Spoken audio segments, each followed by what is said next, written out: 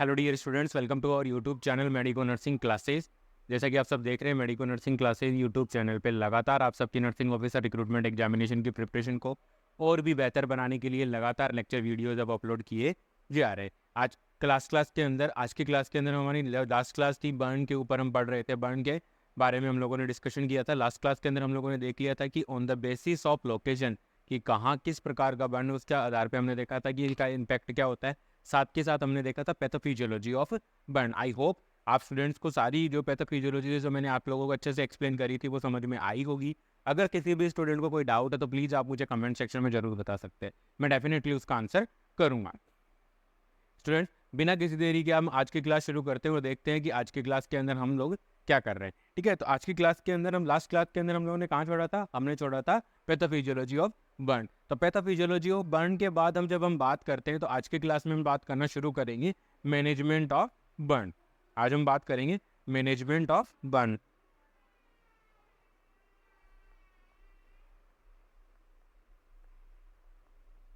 Management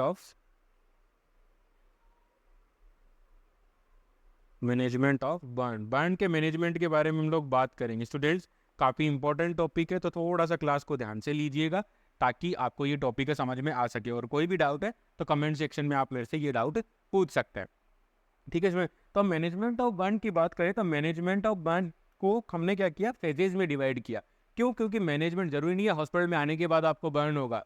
ठीक है, या कोई पर्टिकुलर ग्रेजुअली प्रोसेस है। बर्न तो एक इमीडिएट इमरजेंसी कंडीशन है, जिस कंडीशन के अंदर क्या होता है, पेशेंट को इमीडिएट केयर की बहुत ज़्यादा ज़रूरत होती है। अगर उस इमीडिएट पीरियड के अंदर, उस क्विक पीरियड के अंदर अगर पेशेंट को केयर नहीं मिलती है तो उसकी जान भी जा सकती है। तो मैनेजमेंट ऑफ बर्न को हमने क्या किया? थोड़ा सा सिंप्लीफाई करने के लिए हमने उसको क्या कर लिया? फेजेज में डिवाइड कर लिया। ठीक है, मैनेजमेंट ऑफ बर्न को हमने क्या कर लिया? फेजेज में डिवाइड किया। अब फेजेज में डिवाइड करके फेजेज में हमने क्या, कौन कौन सी फेजेज में हमने डिवाइड किया देखना। बात करते हैं फेजेज ऑफ मैनेजमेंट। ठीक है, phases of burn management. Phases of burn management. तो बर्न के मैनेजमेंट की जो पर्टिकुलर फेजेज है उनकी बात करें हम लोग, उनकी बात करें तो फर्स्ट वन जो आपकी फेज आती है वो आती है आपकी इमरजेंट फेज।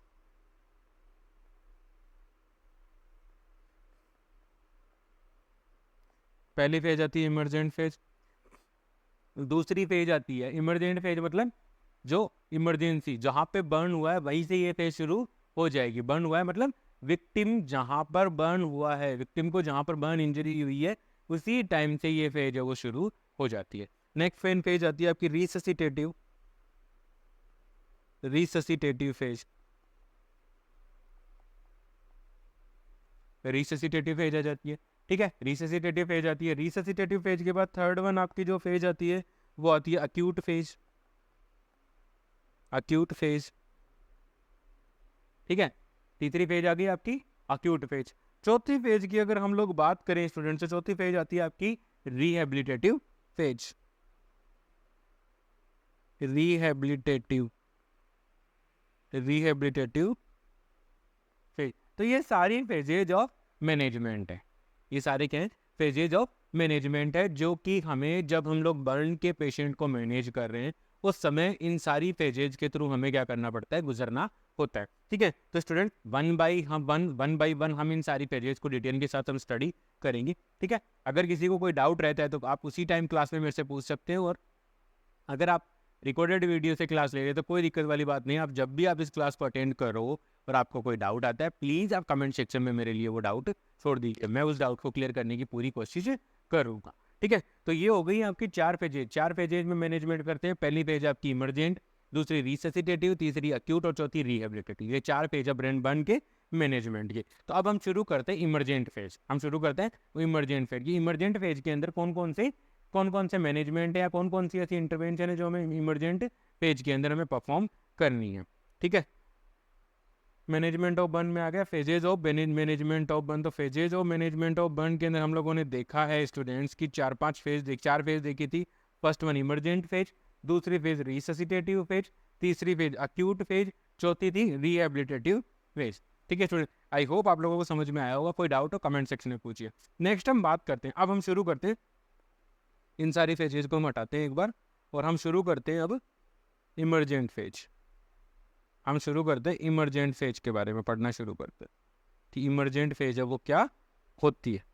ठीक है, हम इमरजेंट फेज के बारे में बात करना शुरू करते हैं। तो इमरजेंट फेज है वो कहाँ से शुरू होती है? At the palace of injury.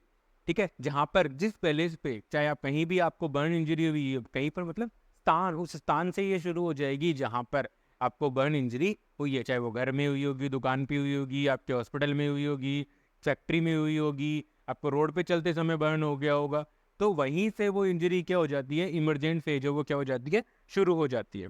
ठीक है, स्टार्ट फ्रॉम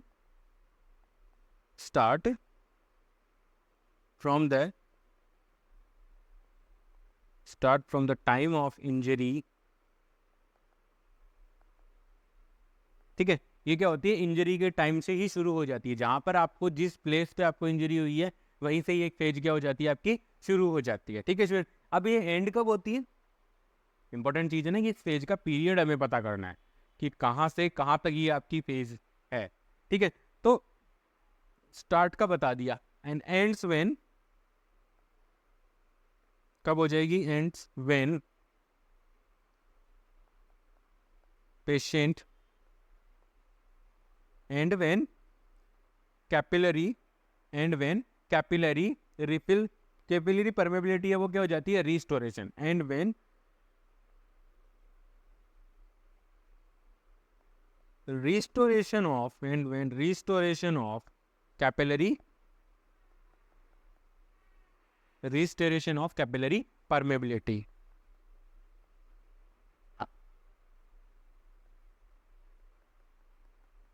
कैपिलरी परमेबिलिटी मतलब इस फेज का जो टाइम है वो कितना टाइम होगा?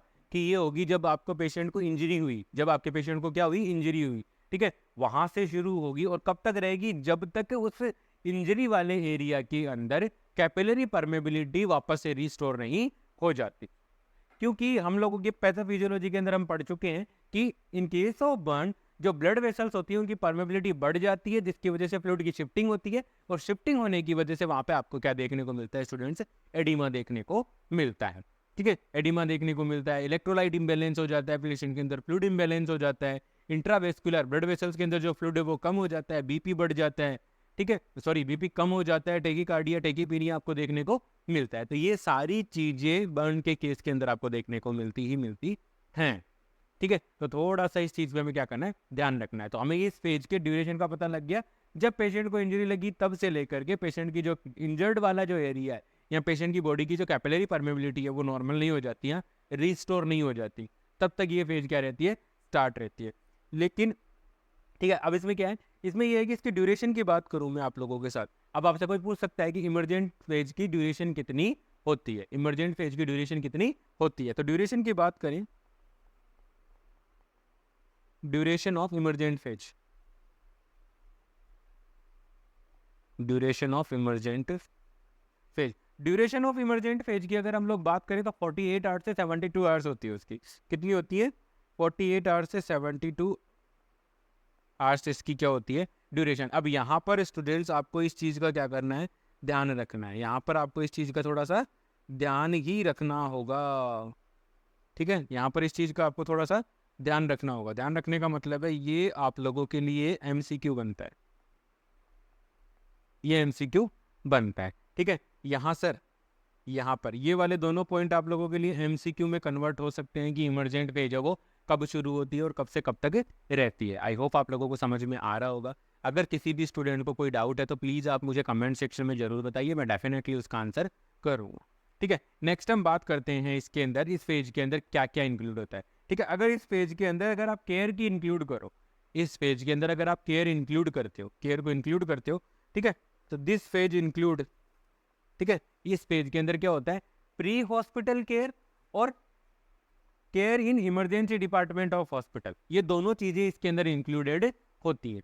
कहाँ? प्री हॉस्पिटल केयर और care in emergency department of hospital, ये दोनों केयर इसके अंदर इंक्लूड होती है।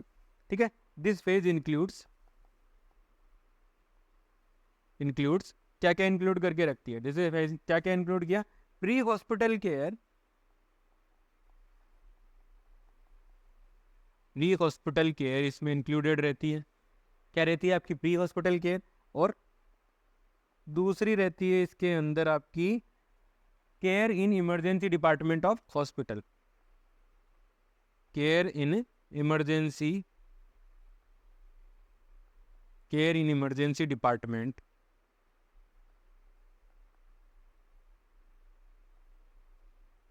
Of hospital. हॉस्पिटल के इमरजेंसी डिपार्टमेंट के अंदर जो केयर मिल रही है, ठीक है, वो भी इस इमरजेंट फेज के अंदर ही आती है। अगर आप ये नहीं कह सकते कि विक्टिम जो भी आपका पेशेंट है, जो आपका विक्टिम है बर्न का, वो अगर हॉस्पिटल में आ गया तो इमरजेंट फेज खत्म हो गई, नहीं जी।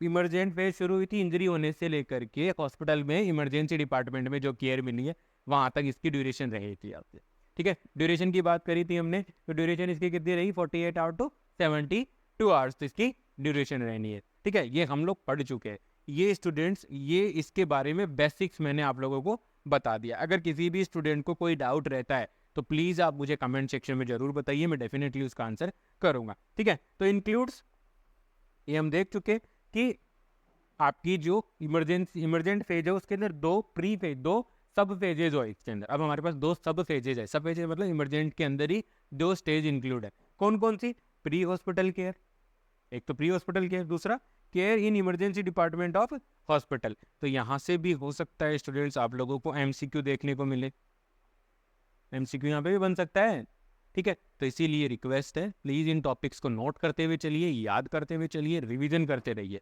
रिवीजन करो, टेस्ट सीरीज ज्वाइन करो, ये सारी चीज़ें आप लोगों को क्या करनी है, करते रहना, ताकि आप लोगों की तैयारी है वो और भी अच्छे से परफॉर्म हो सके, ठीक है। नेक्स्ट हम बात करते हैं कि इस फेज के अंदर जब हमारे पास पेशेंट आ गया, ठीक है, या फिर हम मान लीजिए पेशेंट को प्राइमरी केयर दे रहे हैं at the place of injury. जब हम पेशेंट को क्या कर रहे हैं, प्राइमरी केयर दे रहे हैं at the place of injury, injury वाले स्थान पे जब हम पेशेंट को केयर प्रोवाइड कर रहे हैं, तो उस समय हमें कौन कौन सी बातों का ध्यान रखना है, कौन कौन सी चीज़ें हमें मॉनिटर करके रखनी है। तो देखो, इस फेज का जो मेन गोल क्या होगा, गोल ऑफ मैनेजमेंट,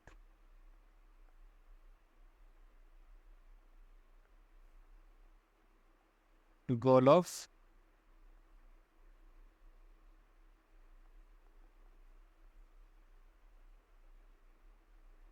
मैनेजमेंट। अब इस पेज को मैनेज करने के हमारे गोल कौन कौन से होंगे उनके बारे में हम लोग क्या करते हैं, बात करते हैं। तो मैनेजमेंट के गोल के अंदर अगर हम बात करें तो पहला गोल होगा हमें क्या करना है, maintain the airway, maintain the patent और ए क्लियर एयरवे, मेंटेन पेटेंट और एक क्लियर एयरवे।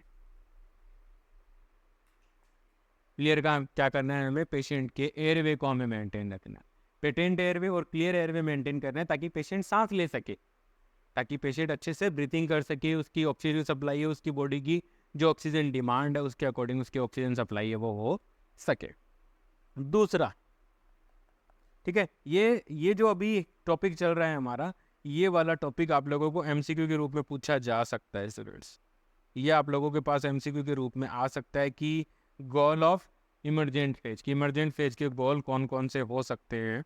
तो ये आप लोगों से एमसीक्यू के रूप में पूछा जा सकता है। आई होप आप लोगों को समझ में आ रहा हो। किसी भी स्टूडेंट को कोई डाउट है प्लीज़ आप मुझे कमेंट सेक्शन में बताइए, मैं डेफिनेटली उसका आंसर करूँगा। नेक्स्ट हम बात करते हैं कि नेक्स्ट इसका होगा, देखो बर्न हुआ तो क्या हुआ, फ्लूइड का लॉस हुआ, बर्न हुआ तो क्या हुआ, फ्लूइड का लॉस हुआ। अब फ्लूइड का लॉस हुआ तो हमें क्या करना पड़ेगा, फ्लूइड को भी मेंटेन रखना पड़ेगा। तो हमें क्या करना पड़ेगा, restore the fluid volume, restore the fluid volume, restore the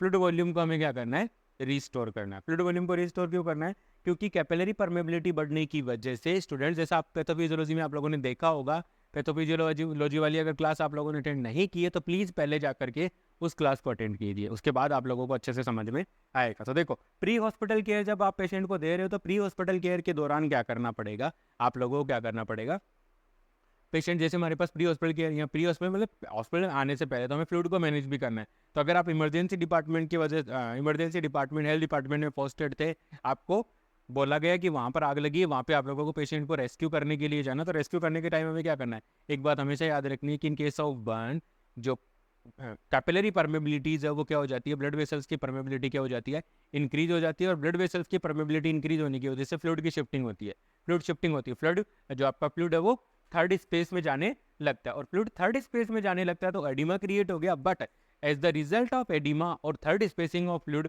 आपका इंट्रावेस्कुलर ब्लड वेसल जो ब्लड का वॉल्यूम था वो क्या हो गया, कम हो गया। वहां पर अब आपके वाइटल ऑर्गन्स के पास प्रॉपर ब्लड सप्लाई नहीं जा पा रही है, ब्लड का प्रेशर कम हो चुका है, साथ के साथ उसके अंदर ऑक्सीजन कैरिंग कैपेसिटी है वो भी कम हो चुकी है। तो इसीलिए हमें क्या करना है, फ्लूइड को रिस्टोर करना है ताकि ब्लड वॉल्यूम है वो वापस से हम क्या कर सके, री एस्टेब्लिश कर सके, और हमारे वाइटल ऑर्गन्स को हम क्या कर सके, वापस से उनकी फंक्शनिंग को इम्प्रूव कर सके।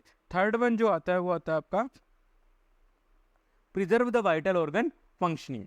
क्या आता है, preserve the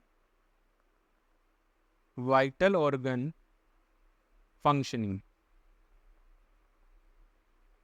preserve the vital organ functioning. अब हमें क्या करना पड़ेगा, वाइटल ऑर्गन्स की जो फंक्शनिंग है उसको हमें क्या करना है, प्रिजर्व करके रखना है। प्रिजर्व करके रखने का मतलब है ये जो ऊपर वाले दोनों काम है वो हमें इमीडिएटली परफॉर्म करने हैं। इमीडिएटली परफॉर्म करने का मतलब क्या हुआ, इमीडिएटली परफॉर्म करने का मेरा मतलब ये है स्टूडेंट्स कि हमें ब्लड वॉल्यूम को रिस्टोर करना है, ब्लड वॉल्यूम यानी कि फ्लूइड वॉल्यूम को हमें रिस्टोर करना है। साथ के साथ हमें क्या करना है, पेशेंट के एयरवे को भी मेंटेन रखना है।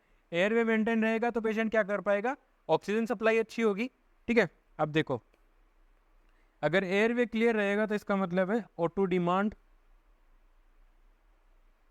कंप्लीट, ऑक्सीजन की डिमांड कंप्लीट रहेगी हमारे पेशेंट की। फ्लूइड वॉल्यूम अगर रहेगा, फ्लूइड वॉल्यूम अगर रहेगा तो इससे क्या होगा, परफ्यूजन है जो वाइटल टिश्यू परफ्यूजन है वो क्या हो जाएगा, आपका प्रॉपर वाइटल टिश्यू फंक्शनिंग होगी, सॉरी परफ्यूजन होगा। वाइटल ऑर्गन्स परफ्यूजन,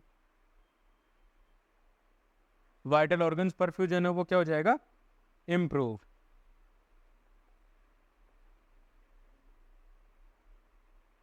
ठीक है, वाइटल ऑर्गन्स का जो परफ्यूजन है वो क्या हो जाता है स्टूडेंट्स, इंप्रूव हो जाता है। तो ये तीनों काम हमें करने हैं, ये दोनों ऊपर वाले दोनों काम करेंगे तो तीसरा काम आपका ऑटोमेटिकली हो गया है। ये हमारा गोल ऑफ ट्रीटमेंट होगा, गोल ऑफ मैनेजमेंट होगा in the phase of emergent phase. In case of burn emergent phase के अंदर हमें ये सारे काम क्या करने पड़ते हैं, ठीक है, ये सारे काम हमें परफॉर्म करने ताकि हम हमारे पेशेंट को क्या कर सके, उसकी जान बचा सके, उसकी जान को हम बचा सके। ठीक है स्टूडेंट, आई होप आप लोगों को समझ में आ रहा होगा। किसी स्टूडेंट को कोई डाउट है तो प्लीज़ मुझे कमेंट सेक्शन में ज़रूर बताइए, मैं डेफिनेटली उसको आंसर करने की पूरी कोशिश करूँगा। ठीक है स्टूडेंट, नेक्स्ट हम बात करते हैं इमरजेंट फेज के अंदर। आप लोगों ने देखा हम लोगों ने दो चीज़ें इंक्लूड कर रखी हैं। ठीक है, अब हम लोगों ने दो चीज़ें इंक्लूड करी है तो दोनों चीज़ों को हम धीरे धीरे पढ़ने शुरू करते हैं कि इनके अंदर प्री हॉस्पिटल मान लीजिए victim at the site of burn patient को क्या रहेगा, यानी प्लेस ऑफ बर्न, जहाँ पर प्लेस हुआ है, जिस जगह बर्न हुई है, आग लगी है, जहाँ पेशेंट जल चुका है, उस जगह हमें क्या केयर करनी है।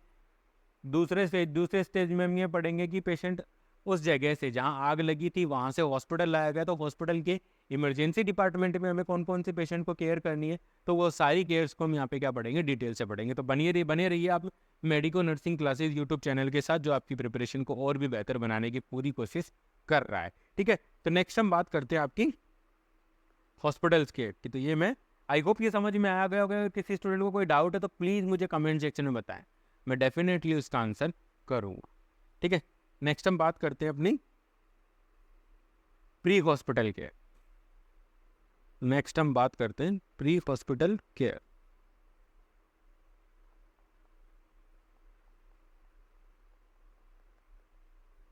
प्री हॉस्पिटल केयर, अब आप जब प्री हॉस्पिटल केयर की स्टूडेंट्स बात कर रहे हो तो प्री हॉस्पिटल केयर जैसा कि नाम से, इस नाम से आप लोग पता कर पा रहे हो, आप लोगों को समझ में आ रहा होगा। प्री हॉस्पिटल केयर मतलब हॉस्पिटल में पहुंचने से पहले हमें कौन सी केयर पेशेंट को प्रोवाइड करनी है, उस केयर की हम यहाँ पे क्या करेंगे, बात करेंगे। ठीक है, उस केयर की हम यहाँ पे क्या करेंगे, बात करेंगे। तो देखो जब पेशेंट हमारा हॉस्पिटल में नहीं आया या बर्न वाली साइट पर है, जहाँ आग लगी हुई थी वहीं पर हमारा पेशेंट है, तो उस समय हमें क्या करना है, सबसे पहला काम करना होगा, बहुत इजी काम है, सब यही करते हैं। ठीक है, नॉर्मल अगर आप एक कॉमन मैन होंगे, एक लेमेंस लैंग्वेज या लेमेंस मैन होंगे, तो उस कंडीशन के अंदर भी आप क्या करोगे, कहीं आग लगी हुई है, कोई जल रहा है, आप क्या करोगे, सबसे पहले सबसे पहले कहीं आग लग रही है और सबसे पहले आप क्या करोगे, कोई आदमी अगर जल रहा है उस आग में, उसको बाहर निकालोगे और उसको दूर लेके जाओगे। तो सबसे पहले हमें क्या करना है, remove the victim from the site of burn, source of burn, sorry, remove the victim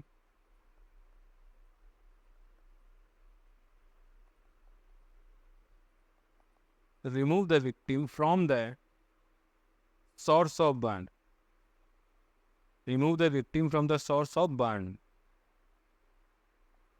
burn के सोर्स से हमें क्या करना है, बचना है। बर्न के सोर्स से हमें क्या करना है, अपने आप जो विक्टिम है उसको क्या करना है, बाहर निकालना है। आग लग रही है, मान लीजिए किसी रूम में आग लगी, किसी बिल्डिंग में आग लगी, सबसे पहले क्या करते हैं, सबसे पहले जो भी आपकी रैपिड रिस्पॉन्स टीम वहाँ पे पहुँचती है, ठीक है, NDRF, national disaster relieve force, वो क्या करती है, सबसे पहले विक्टिम्स को बाहर निकालती है और उनको हॉस्पिटल शिफ्ट करती है। तो जब वो बाहर निकाल रही है तो उस समय क्या करती है, प्री हॉस्पिटल केयर उनको प्रोवाइड की जाती है। तो सबसे पहला जब कोई आदमी जल रहा है आग के अंदर, हमें उसको क्या करना है, बाहर निकालना है, ठीक है। हमें क्या करना है, सबसे पहले उसको उससे आग से बाहर निकालना है। दूसरा नर्सिंग वाला सा काम आ जाएगा, हमारा सब जो इंपॉर्टेंट काम है, हमें ये देखना है कि पेशेंट को सांस आ रही है कि नहीं, उसकी ब्रीथिंग कैसी है, उसका सर्कुलेशन कैसा है, उसका एयरवे कैसा है, ठीक है। और साथ के साथ हमें ये देखना है कि पेशेंट को बर्न कितना हुआ है, मतलब इंजरी कितनी हुई है, वो भी हमें क्या करनी है, देखनी है, ठीक है स्टूडेंट। तो देखो क्या करना है, उसके बाद हमें क्या करना है, चेक फॉर, यहाँ लिख सकते हैं examine the patient for, examine the patient for, किस चीज के लिए एग्जामिन करना है आपको, examine the patient for breathing, examine the patient for breathing, circulation, breathing है, सर्कुलेशन है कि नहीं है प्रॉपर, एयरवे, उसका एयरवे उसके अंदर है वो क्लियर है कि नहीं है, पेटेंट एयरवे है कि नहीं, ये चीज़ हमें वहाँ पे क्या करनी है, चेक करनी है। दूसरा हमें क्या करना है, एयरवे सर्कुलेशन, ठीक है, एबीसी आ गया आपका, वो साथ के साथ and also examine the, and also assist the, हमें क्या असिस्ट करना है, ऑल्सो असिस्ट द, क्या असिस्ट करना पड़ेगा स्टूडेंट्स, हमें असिस्ट करना है कि पेशेंट को इंजरी कितनी हुई है, हमें क्या असिस्ट करना है कि पेशेंट को इंजरी कितनी हुई है, ठीक है। Assist the extent of injury, extent of injury and inhalation injury,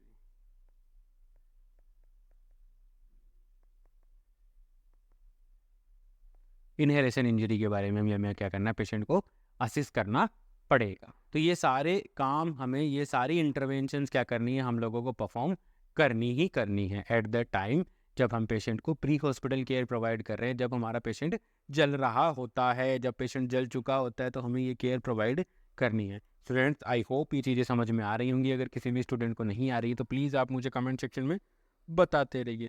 third one, अब पेशेंट जल गया तो उसका टिश्यू डैमेज हो गया, टिश्यू डैमेज हो गया तो इसका मतलब है उस एरिया से जो हीट है, जो हमारी बॉडी से जो हीट निकल रही थी, वो हीट क्या होगी, ज़्यादा निकलेगी। ज़्यादा हीट निकलेगी तो क्या हो जाएगा, वहाँ पे प्रॉब्लम होगी, बीएमआर बढ़ेगी, बीएमआर बढ़ेगी तो हीट का प्रोडक्शन बढ़ाना पड़ेगा। साथ के साथ अगर हीट लॉस ज़्यादा होगा बॉडी से, तो उस कंडीशन के अंदर हो सकता है हमारी बॉडी के अंदर क्या हो जाए, कोल्ड स्ट्रेस की कंडीशन आ सकती है। तो इसलिए हमें क्या करना है, preserve the heat of body, preserve the heat of body, preserve the heat of body, हमें क्या करना है, बॉडी की हीट को प्रिजर्व करके रखना है, बॉडी की हीट को क्या करके रखना है, प्रिजर्व करके रखना है। बॉडी की हीट को प्रिजर्व करने का क्या तरीका होगा, देखो, ठीक है, बॉडी की हीट को प्रिजर्व करने का, उसको हम क्या कर देंगे, पेशेंट को हम क्या कर देंगे, क्लॉथ वगैरह से ढक देंगे। जो बर्न वाला एरिया है पेशेंट को है, हम क्या करेंगे, क्लॉथ वगैरह, ब्लैंकेट वगैरह से, स्टेराइल कोई कपड़ा हमें मिलता है उससे हम क्या करेंगे, तो अच्छे से पेशेंट को क्या कर देंगे, कवर कर देंगे। तो ये है, इस तरीके से हम क्या कर सकते हैं, preserve the heat of body. Next जो इंटरवेंशन, फोर्थ वन जो इंटरवेंशन आती है वो आती है, हमें क्या करना है, बर्न को कवर करना है। अब इसी में मैं आपको ऐड करके दिखाता हूँ, चलो ये लिख देता हूँ ताकि आप लोगों को काम आए। Bye covering the, bye covering the burn area, bye covering the burn area with, ठीक है, covering the burn area with sterile और क्लीन क्लॉथ्स, ब्लैंकेट मान लो या क्लॉथ्स, उनसे हमें क्या करना है, जो पेशेंट है उसको हमें क्या कर देना है, कवर कर देना है, ताकि हमारे पेशेंट का हीट लॉस, जो बर्न वाला एरिया है उस एरिया से हीट लॉस है वो ज़्यादा ना हो और पेशेंट कोल्ड स्ट्रेस के अंदर ना जाए, इसलिए हमें वो एरिया क्या करना है, प्रिजर्व करना है। नेक्स्ट जो फोर्थ वन इंटरवेंशन है वो क्या होगी, अब हमें क्या करना है, अब हमें ये देखना है कि जब पेशेंट जल चुका तो उस कंडीशन के अंदर अगर मान लीजिए पेशेंट के बॉडी के ऊपर कोई ऑर्नामेंट्स हैं, कोई ज्वेलरी होगी, ठीक है, कोई कपड़े जो बहुत ज़्यादा टाइट हो गए जलने की वजह से, कोई कपड़े जो बहुत ज़्यादा टाइट हो गए जलने की वजह से, वो सारे हमें क्या करने हैं, रिमूव करने हैं। तो हमें क्या करना है, remove the tight clothing and jewellery. ठीक है, हमें क्या करना है, टाइट क्लोथ्स को रिमूव करना है, साथ के साथ जो ज्वेलरी है उसे हमें क्या कर देना है, रिमूव कर देना है, ताकि पेशेंट को उनका पेशेंट को उनकी वजह से कोई प्रॉब्लम ना हो, इन्फेक्शन ना हो, क्योंकि जल गया उसके बाद अगर कुछ ऑर्नामेंट्स पहने हुए तो वो धीरे धीरे अंदर की तरफ चले जाते हैं, ठीक है, और वो बॉडी को इन्फेक्ट कर सकते हैं, जो घाव को इन्फेक्ट कर सकते हैं, साथ के साथ वो क्या कर सकते हैं, टर्निक्वेंट लाइक इफेक्ट भी खोज कर सकते हैं। मैं आप लोगों को बता चुका हूँ टर्निक्वेंट लाइक इफेक्ट कैसे होता है, जब थोरेसिक बर्न या आपकी अपर एक्सट्रीमिटीज या लोअर एक्सट्रीमिटीज का जब बर्न होता है तो वो मैं आप लोगों को एक्सप्लेन कर चुका हूँ। नेक्स्ट जो इंटरवेंशन है हमें क्या करना है, अब हमें आईवी असिस्ट मेंटेन करना है, ठीक है, insert IV cannula, insert IV cannula and start fluid, उसके बाद हमें क्या करना है, पेशेंट को फ्लूइड स्टार्ट कर देना है, उसके बाद हमें क्या करना है, पेशेंट को फ्लूइड स्टार्ट कर देना है, ठीक है। सिक्स्थ वन जो नंबर पे इंटरवेंशन है वो आएगी आपकी, अब हमें क्या करना पड़ेगा, अब हमें हमारे पेशेंट को ये सारा काम कर दिया at the site, at the source, यानी कि जहाँ पे पेशेंट को बर्न हुआ था वहाँ पे हमने पेशेंट को ये सारे काम कर दिए, अब हमें क्या करना है, transport the patient to the emergency department of hospital, transport to the patient to the hospital. उसके बाद हमें क्या करना है, पेशेंट को हॉस्पिटल के अंदर ट्रांसफर कर देना है, ताकि वो इमरजेंसी डिपार्टमेंट में जाएगा और वहां जाकर के उसको क्या मिलेगी, जो प्रॉपर केयर है वो प्रोवाइड की जाएगी, जो आपकी इमरजेंट फेज की सेकंड स्टेप में आता है। फर्स्ट स्टेप में आती है प्री हॉस्पिटल केयर, जो मैंने आप लोगों को एक्सप्लेन कर दी है। कोई डाउट हो तो प्लीज कमेंट सेक्शन में जरूर बताइए, डेफिनेटली उसका डाउट आपको क्लियर किया जाएगा। और दूसरी स्टेज है वो क्या है, care in emergency department of hospital, वो हम नेक्स्ट क्लास के अंदर पढ़ेंगे। आज की क्लास में स्टूडेंट्स इतना ही। आई होप मेरे द्वारा प्रोवाइड की जा रही लेक्चर वीडियोस की क्लासें आपकी नर्सिंग ऑफिसर रिक्रूटमेंट एग्जामिनेशन की प्रिपरेशन में आपकी हेल्प कर रही होंगी। Please do consider like, share and subscribe. Thank you so much.